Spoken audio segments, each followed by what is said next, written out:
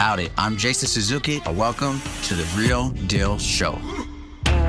Are you curious about what is the show about? It's about real people and real folks and real businesses. In my line of work, I got to meet a lot of interesting people, learning from how they started from the ground up. And those stories got me inspired. Now it's time for me to inspire you. Well, welcome to the show, Mr. Kidwell. Thank you for having me. I appreciate you. So, Evan, you're an author of a book. Yeah, new author, debut novel. Debut novel. It's ready to go. Before we get into the book, I want to know what's behind this book a little bit. Who's behind it? Who's the author? And what got the inspiration to where you're at right now? I grew up actually in the Sacramento, Folsom area in Northern California for the first couple of years of my life. My parents ended up divorcing and all of the things that went along with that. And my father and my sister and I ended up moving down to Southern California. I was bullied a bunch as a kid. We can come back to that topic. But when I got to high school, I ended up joining the wrestling team, which actually helped ebb some of that bullying a little bit. And I learned a lot of really important life lessons from wrestling as well. I love that background that you have. You mentioned a little bit about bullying and then that you were a wrestler. And then you were a wrestler in college as well. You said for 4 years? Yeah, so I wrestled in high school and college both. So wrestled high school 4 years and college 4 years. My only regret was actually not starting wrestling sooner. That would have been even better if I had started sooner. So I was a wrestler too, so they're starting young in the wrestling, especially now. But there's some things that you get from wrestling. When I went wrestling, and I'm sure you attested this, you get a little bit of confidence, correct? You said you were bullying, and then you got into wrestling. And tell me a little bit about how bullying and wrestling kind of tied together. Like, how was that bullying like when you first started getting bullying? Where were you at? What age? And how did that start happening? Well, okay, so bullying started, I was always the smallest kid in my class. So to give some perspective, as a freshman in high school, I was 98 pounds as a wrestler. So I was always the smallest kid in my class. I was born 3 months premature. I'm actually a miracle baby. That's probably a story for another time, or maybe even later today. But I was born 3 months premature, and so I've always been little. So in grade school and elementary school, I found myself getting bullied constantly. I found myself pretty much latching on to any of the new kids that would come into the school, like, hey, you could be my friend, right up until they realized like I was not the friend they wanted because I was the one that got bullied, right? So grade school started, but I'll say when it came to wrestling in high school, the bullying changed, right? The people that were the normal bullies couldn't bully me anymore, but I was still actually bullied pretty significantly on the wrestling team because I was the smallest guy. I was the easiest to pick on, right? So I had to learn how to stand up for myself in the world of wrestling as well, on my own team. And so, and drive and determination, resilience. And so it's actually funny because one of the things in my book, one of the major themes is resilience and how do you bring resilience into any format, regardless of if you're the underdog or not. So it changed when I got into high school. But the kids that were the bullies beforehand couldn't bully me anymore because they tried, but I actually had a wrestling background. So there were several instances where I was able to use that to my advantage, but it just changed who was bullying me. So. Oh, okay. And then was that your main inspiration to go into wrestling was bullying, or were you kind of like already interested in going into wrestling? Yeah, actually, it's so funny. I actually got one of my mentors and my father was the one that encouraged me to go into wrestling. And he basically said, hey, when I was in college, I had a roommate. His name is Paul. And I knew Paul very well. And he said, Paul's a little guy. He's, 5'6" and stocky, right? But my dad was a black belt in certain types of karate. And he said, Paul would always give me a run for my money and he wrestled. You should look into wrestling. And it wasn't really available before high school. And so I said, oh, okay, I'll give it a shot, right? I was open to trying anything. I had pretty much tried everything: basketball, soccer, t-ball, all of the things. I was never athletic. I just didn't have it in my genes to be athletic, I guess. And so I was like, well, let me try wrestling then. And so I remember I was inquiring about wrestling to the PE coach. And I said, hey, I heard we have a wrestling team. Who's the coach? Well, one of the PE coaches was the coach for wrestling. He's like, "Oh, yeah, you could join the team, no problem." So, Uh-huh. um, but as a little guy, and you could probably relate to this, Jason, Uh-huh. I was 98 pounds. So I went straight into varsity. There was no JV for me, none of that. We only had one 103 pounder, and that was me. And I remember my very first match. It was, for me, a very memorable moment because my very first match ever, I ended up pinning the guy. And I mean, my team erupted. They went crazy because I was not expected to win this match at all. And it was such a good feeling. And then from there, it kind of was like, okay, this is something for me. So I think that's great because I think a lot of people have that same parallel. Even with me, when wrestling is, it shows someone's true character, right? It's a one-on-one. You're not hiding. There's no well, you have a team, but it's just you on the mat, and you battle a lot of emotions during a match. Like you yeah. said, like that never give up. You're pinned down, everything looks down, and you find that little ounce of energy to try to turn the tide from a bad position into a better and winning situation. And that can just that's why I think a lot of people who came from wrestling love it, because you can use a lot of parallels in life. But besides the wrestling, you said when you were bowling, be, did you become were you a reader to escape from the bullying, or Yeah. how did becoming an author, there's some writing skills, and you must have had some interest in reading. So give me a little bit of background of what kind of books were you reading during that time? Yeah. So first of all, you're absolutely correct. So I was always a reader. I always used reading as a version of escape. Okay. And I would read books like in my day, there was books called Animorph series, or Harry Potter was certainly Harry Potter came out. The second one came out when I was in fifth grade. So those were the types of books that I would read. And it's interesting too, because it wasn't until I became an author that I started reflecting on this as well.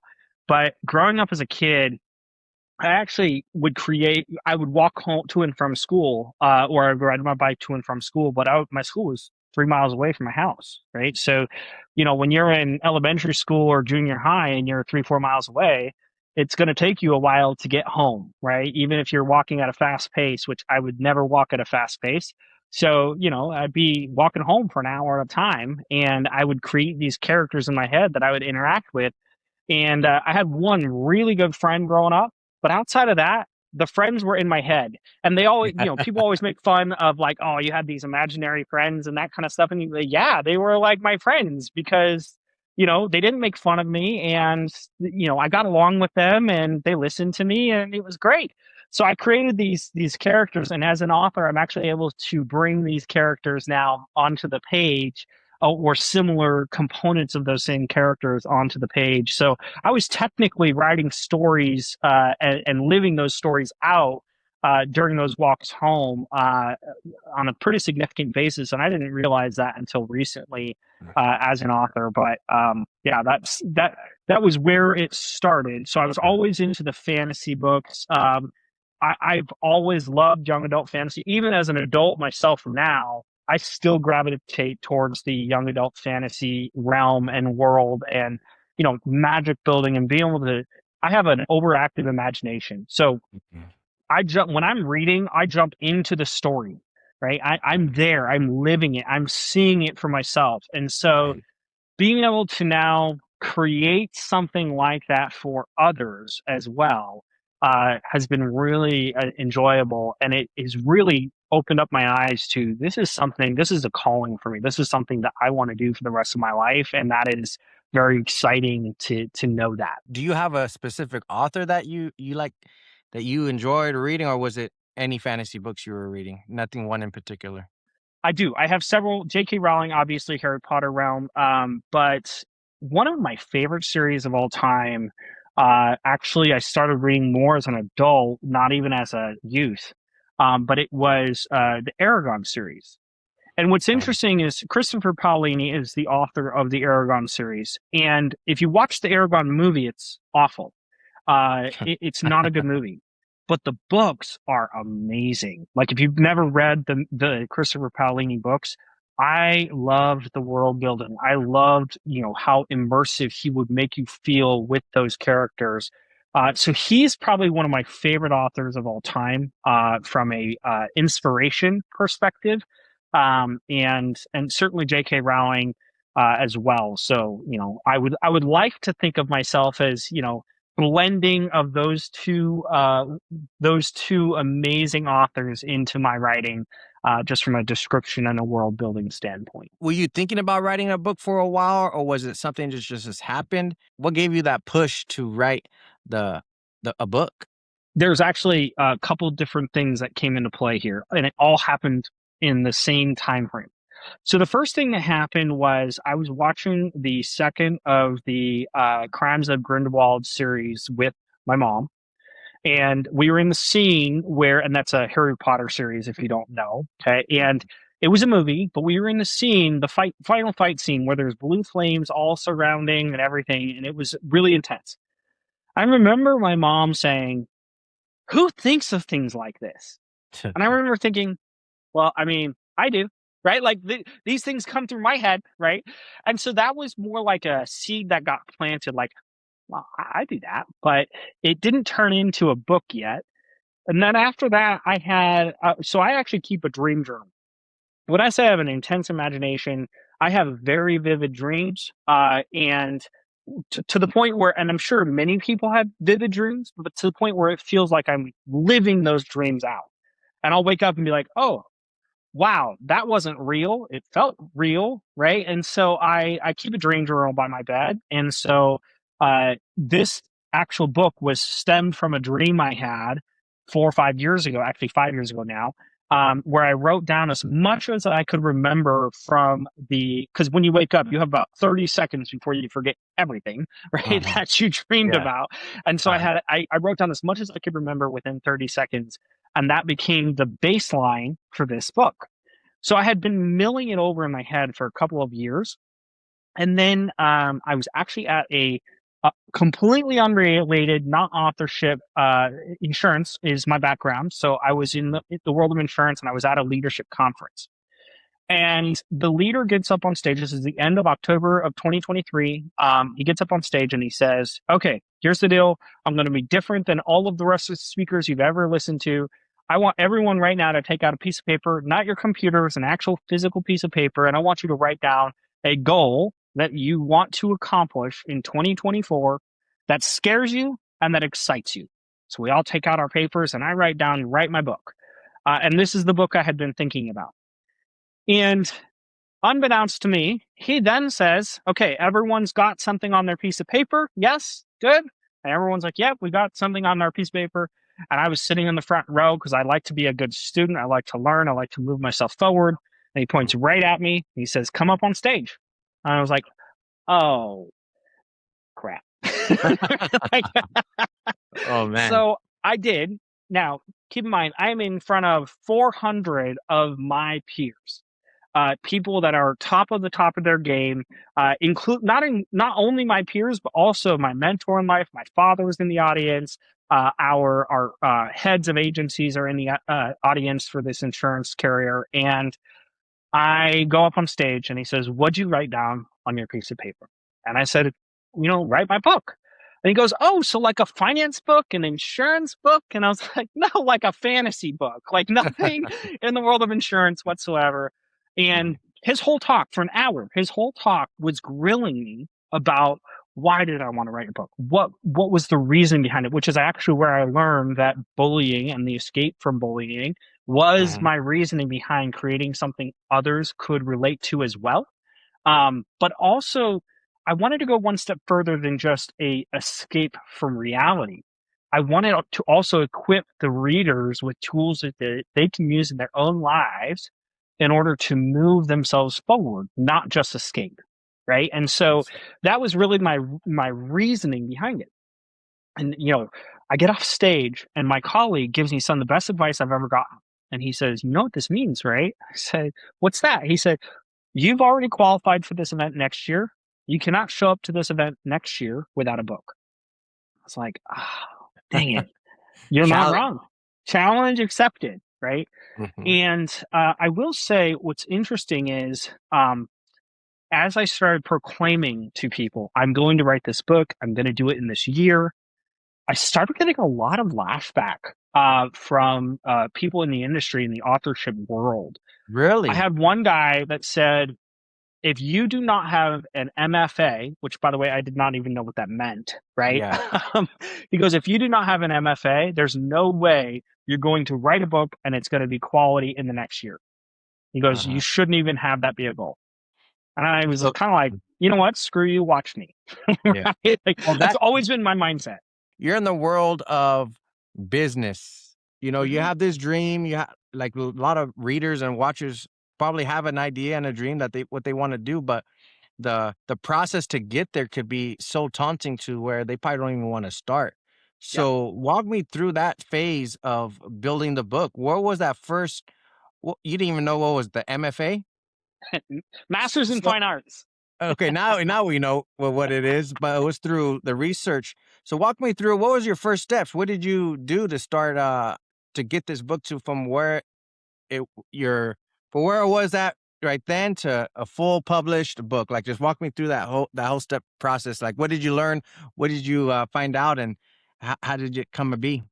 Well, actually, so it's a really good question, and there are a significant amount of steps involved in writing a book, and many of the steps I did not even know existed before I wrote the book. Right. So, Uh-huh. the first thing I did was my parents actually for Christmas had purchased me a writing class. There was a gentleman that was doing a class out of Bainbridge Island in Washington, and he had written like 16 different books, all in the mystery realm, which my book is not mystery, but it was somebody who could help coach me and guide me along the way in that process. And so a lot of the initial, like, here's how we're doing it and here's what needs to happen came from him, came from his class, and came from asking him questions. Okay. Okay. One of the best pieces of advice that he gave me was first and foremost, the best way to write a book, and this is going to sound corny for a second, but the best way to write a book is to write a book. What he said was, what I mean by that is every day you write, whether you feel like it or not, every day you're writing something. It became my routine. So I'd come home from work, from a busy day of work, I'd go to bed, and I would end up, or not go to bed. I'd get my kids in bed. I have 3 kids. Okay, at the time I had 2 kids, and so I would end up getting them to bed, and they'd go to bed around 7:30 at night. And then from 7:30 till about 10:30 or 11:30, I would sit and write. And there were times where I didn't even know what to write, but I was like, I'm just going to write. I'm going to follow his advice. And then, like, there was a moment where I started, like, trying to make what I was writing perfect, okay? As you can imagine, I want it to be a good book. I want it to be a book that people I like to read. So I came at it from a reader's perspective first. Would I want to read this? Okay. And uh, and at the end of the day, that would be my perspective. And then I try to make it perfect. And then he'd tell me advice like, do not make it perfect. It's going to have lots of mistakes along the way. But here's what you do need to do. Let editing take care of that. Get the manuscript done and then let editing take care of that. Okay. And so it was those kinds of feedback along the way that really helped and grounded me. And then I found myself finding feedback from everybody. Like all the sources that I had in my world were like, do this, try this, do this, do this. And Uh-huh. finally, my wife was the one that said, stop listening to everybody. You're never going to get your book done if you listen to everybody. Uh-huh. Trust your gut, trust what's in your head, get it out on paper, deal with your editor on the back end for content and like whether or not it should be going this way. And then along the way, I found myself frozen for a little bit because I was trying so hard to do something so new that I found myself in a position of almost paralysis of I Mhm. can't think of something brand new. So I'll Uh-huh. give you an example. In my book, my students go to a campus much like a Harry Potter. But I started the book, the first half of the book I wrote actually of them commuting back and forth to campus. Okay. Because I didn't want it to be Harry Potter. I wanted it to be its own book. And again, my mentor in writing said, no, here's the deal. All of the ideas that are out there, they already exist in some capacity. There are books where people go to a campus, and there are books where people commute to the campus. It already exists. Don't plagiarize. Don't take anyone else's work. Use your own ideas, but the ideas are already out there. So feel comfortable knowing, like, if you want it to be they go to a campus and they learn these things on a campus, make it that then, right? And so that gave me the permission to do the things I wanted to do actually in the writing, and not add in these boring components of like traveling to and from school, which nobody cares about, right? So that helped my writing as well. And so I listened to coaches along the way. I created a process that allowed me to really make sure that every day I was moving my path forward. And I hit those milestones little by little. I remember when I first hit 25,000 words, I was so excited. And I remembered, other people giving me advice like, just remember, you don't know everything. No, I don't, but I'm excited. I hit 25,000 words. Like, that's a big deal, right? And so, and then when we finally got to the editing phase, I ended up having to make a bunch of tweaks at that point. And I don't just mean like, is the period in the right spot? Is the comma in the right spot? I meant like content. Like, the editor came back, gave me some really good advice, and they said, hey, why don't we have more perspective from this character? I don't know. I didn't think of that, right? And so then I would go and rewrite from another character's perspective, and I would then add that in. And when we finally had our final manuscript with the content changes, edits, we had about 120 or 115,000 words in the manuscript, and we edited it down to about 105,000 words. So we cut out a ton, right? And so that, like, knowing that each of those, and I thought for sure, by the way, side note, beginning of July, I had my manuscript done. I was like, sweet, man, I'm going to launch this thing way ahead of October. Like, we're good to go, right? And turns out, no, because editing takes time. I think the hardest part of the writing process was editing, because I didn't know anything about that world whatsoever. And so I had to trust my editor. I had to trust the people I had hired to do the editing to make this a complete process, right? And so I ended up launching that book, this one, Timeaous Spark and the Luck Curse, 3 days prior to that annual event that showed up the next year. And they ended up announcing it from stage. And everyone's like, oh my gosh, you wrote a book. You said you would. You did it. That's awesome. So that is so amazing, especially with people who were there the year prior.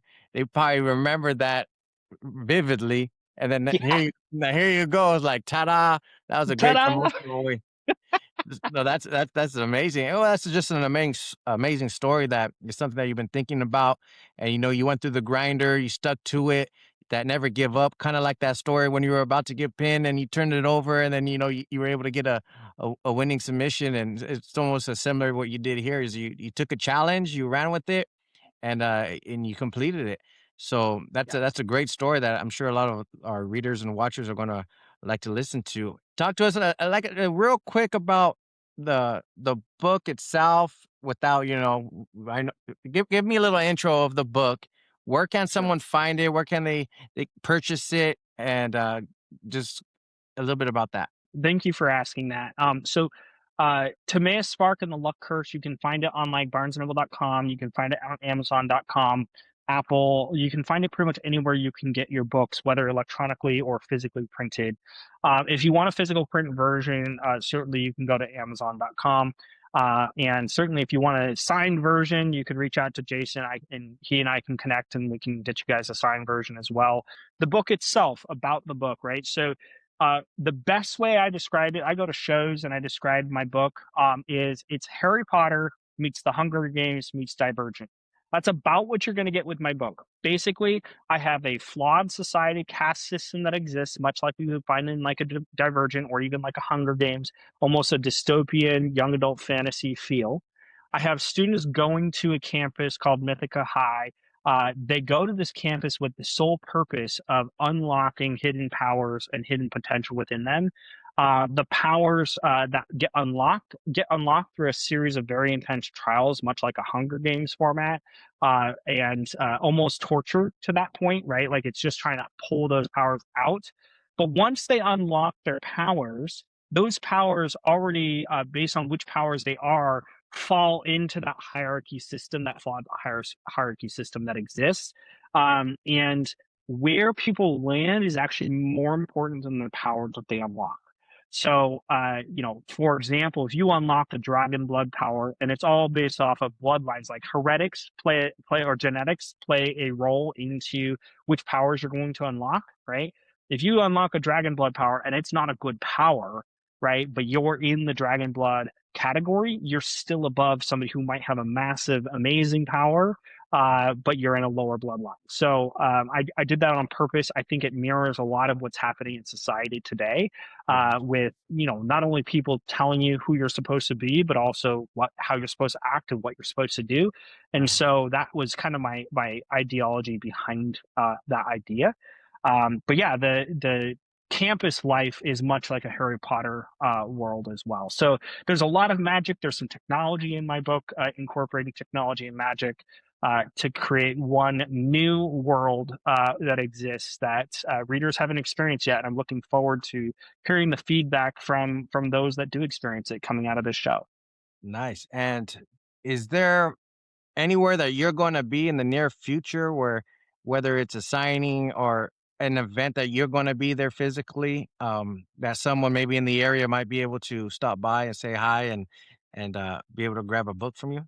Yeah, well, first of all, Sequim, Washington is not close to anything, right? It's about 2.5 hours away from Seattle, and that's around the peninsula. And for those that don't know geography, there is a peninsula portion of Washington, and it's basically butts right up against Canada. And so we live there, but we have to drive around the peninsula. But I do have some shows that I've applied for. I also have some shows that I've been confirmed for. So I'm confirmed for the Northwest Book Con coming up here in a couple weeks. I've got an application in for the Lavender Festival here in Sequim locally. I also have, so there's about 13 of them that I'm in or applied to this year. Clallam County, which is the county I live in, I'm going to be in their fair coming up in August. Grit City Comic Con, I'm going to later in Tacoma later this year. So I'm, the thing is, some of these shows you have to apply for 5-6 months out. So I'm in the application process for many of those shows. But I'd love to find myself at SummerCon. I am going to be at Portland Fan Expo next year, 2027 already. And I'm going to try to get into, there's another really big Portland one in the summer timeframe as well. So I've got my list of 13 that I'm trying to get into for this year. I am going to be around locally, doing book signings and promoting myself at events and shows. But it's a new book, even though. So I'm not going to get into it on this show. But even though the book launched at the end of 2024, I had some family issue stuff happening in 2025 that I was dealing with personally, and so I wasn't able to focus on my book as much as I would have liked. But now I'm on a show with you. I've engaged with a PR person out of Los Angeles to help me get my show running, or not my show, but my book running on different shows as well. So my hope is that I can start building that traction organically with readers and people that enjoy reading along the way, so that we can really make this a thing. And by the way, this is the first installment in a series. It is going to be a series. I have the next two mapped out in my head. Now it's just a matter of bringing what's in my head onto paper, which obviously takes time. And this series is probably, if everything happens the way I think it's going to happen in my head, it's probably going to be about an 8 or 9 book series. So this is the debut novel. This is the starting launch point. And my goal is I want to create something that people love, enjoy, cherish, or get excited about, build a community around. So I also put it out there to all my readers. Like, if you have feedback for me, let me know, because I want to make the next book even better. And so I've gotten some really good feedback from some people as well about how to take some things that I did in book 1, add them to book 2, make them better. So that's really exciting for me as well. Well, I'm excited. Thank you for letting us know what you're going to be at this year. And if I'm in the area you get accepted on one of these applications, just let me know it. I'll bring my little crew out there. We'll be able to get some great footage and talk to some guests and readers. And I'm looking forward to my book when it's coming nice and signed, and I'll be able to go from there. But is there anything on the side in your mind that you want to focus on or talk about? Follow me on my social medias. So Mhm. you can find all of my social media links on it's called Linktree. I'm most active on Instagram and Facebook. But I do have art coming. So right now I just have my banner behind me. But I have full character art that's coming at the beginning of March. And so be on the lookout for that, because I'm going to be doing whole new banners and for shows that really have one of my most intense fight scenes at the end of the book. It has that scene kind of captured in character art that I'm doing. So I have fun things coming. My goal this year in 2026 is to launch the audiobook for my book, and also to finalize my book 2. I'm looking to launch book 2 at the beginning of next year. So, and one of my goals eventually is to hit New York Times bestseller list. I already know what it looks like to create goals for yourself, and so that's one of my goals. It's really the platform that launches you into the world of authorship, and so that is something I'm shooting for. But you have to, apparently, I didn't know this. You have to shoot for a New York Times bestseller at launch, right? Not after launch. So I've already launched So this that's book, an so I can't application for the New York best-selling? Yeah, so the way it works is you have to have a certain number of books that have sold pre-order and launch within a 2-week period of time. So Okay. I'm looking to do that for book 2 in coming out in January this next year. So I've got all the things moving forward, right? It's a matter of just, getting my name out there, building my community, that kind of stuff. Well, yeah, I'm happy to be able to have at least a platform where I can get you out there with some of the subscribers and some of the marketing that we promote on our back end. Yep. KP's right here. He go ahead and get on here. He's an actor, Netflix series. He was on the Dahmer series. This is going on? Oh, nice. This is my buddy. Yeah, Hi, so good he sir. was Good on. to see you. Likewise, my friend. Yeah, so he was on the Dahmer series. What you were the louse? Yeah, there's in a 5 episode. If you watch the Dahmer series, I played the Laotian father, the Asian father, and then Okay. so that's what I did. And then he was on the vampire series. Yeah, Interview the Vampires, the Brother's Son, so a couple Netflix series. I do production. I work as a professional actor, but I totally get it from the author side. I have a lot of friends that actually got their books published, and I work with I actually did some cover for a bunch of authors for the Nice. covers of the books and stuff. So photography wise, yeah, I've got a couple people. Well, if you have connections to things like Netflix, maybe one of these days we can collaborate, because my wife straight up, she goes, I'm never going to read your book. Yeah. She goes, but if it turns into a movie ever, I'll watch the movie. Okay. Well, I got that connection to Netflix. One of my business partners, I was just with the main Netflix marketing. She's in charge of all the documentary series and everything like that. I'll send you her. I'll show you the Instagram. But I just was with her at a suite. We were just talking. We're good friends. But that's our connection to Netflix of what's coming on. Yeah. Well, we can talk offline, Jason, because there's also a potential documentary you could definitely run with that I could get you the information on. But no, this is really cool. I will say, from the Dahmer series side of the equation, I tried one episode and it was so dark I couldn't finish it. Yeah, it was just. I mean, I know it's true. I know it happened, but it was just like my vivid imagination, right? It was almost like watching a horror film a little bit. I can't do horror for the exact reasons why and the fact that it was reality too. Yeah, that was tough. I'm in 5 episodes, so but episode 9 is what I'm really mostly feature in, especially when they talk about the Laotian family side. So episode 9 is a big one. So yeah. Well, now I have to watch it just to see you. So I'd say, I know. That's why I was like, yeah, it is very dark. Yeah, but we got. This is what life is all about. Being able to leverage each other with our connections and see what we get our goals up and running. That's awesome. But thanks, Evan. I know you got some things going on, and the Real Deal Show. We got the real deal. In here. We got real deal people in here. That's awesome. But all right, buddy. Well, thank you for the time, and then we'll link up. Awesome. Thanks, sir. All right, you have a good one. Bye. And hey, if you think you're a good fit for the show, book a call. It's only going to take 15 minutes. We'll talk a little bit about your story and if you're a good fit for us. And maybe I'll bring my whole crew and we'll come to meet you. If you're wondering why be on the show, well, business is hard and you deserve the spotlight. So whether you want to be on the show or just watch, we have plenty of stories to keep you excited. Now to stay tuned, just press subscribe.